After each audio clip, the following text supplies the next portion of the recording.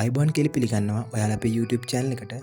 ඉතින් අද කියන්න යන්නේ මේ වෙලාවේ viral වෙලා යන topic එකක් ගැන. ඔයාලා කවුරුත් හොයන topic එකක්. ඉස්සර ලොකු හෙට්ටිය ආරච්චි සහ ඔහුගේ girlfriend break up වෙලා තියෙනවා. ඔහුගේ girlfriend Instagram post එකක් දාලා තියෙනවා break up එක සම්බන්ධව. මේක ගොඩක් viral වෙලා ගියපු topic එකක් ලංකාවේ. ඒකට හේතුව තමයි ඉස්සර ලොකු හෙට්ටිය ආරච්චි සහ ඔහුගේ girlfriend අතර age gap එක අවුරුදු 20කට වඩා වැඩි. මොකද ගොඩක් කට්ටිය හිතුව මේක බ්‍රේකප් වේ කියලා. ඇත්තටම දැන් බ්‍රේකප් වෙලා තියෙනවා.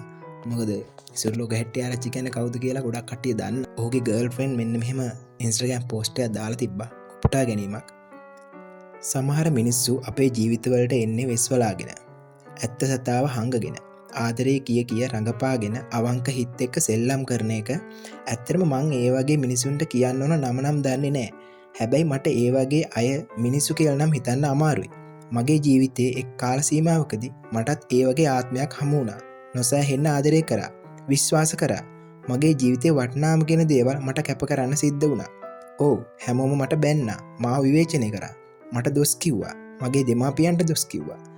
ඒත් ඒ වගේම මට හොඳත් කිව්වා, අවවාදත් දුන්නා.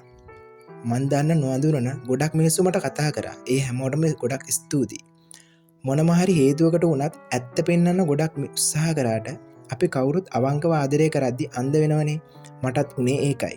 ඒ වගේ මිනිසුන්ට කොච්චර අපි වටිනාකමක් ආදරයක් ගෞරවයක් දුන්නත් මනුස්සකමක් ගෑවිලාවත් නැති එවුන් වගේ හැසිරෙන්නේ පවටද කියලා මන් දන්නේ නැහැ.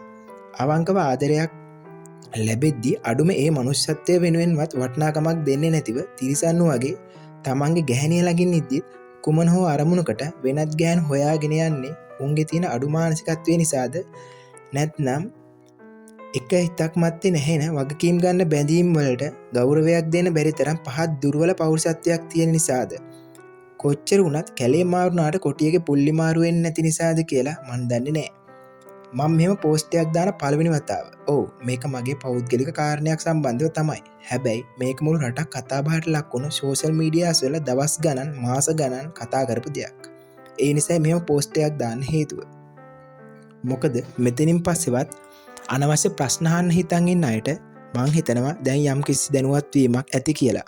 මේ සම්බන්ධයෙන් මට මිනිස්සු බැන්නත් නැවත විවේචනය කරත් මේක තමයි ඇත්ත.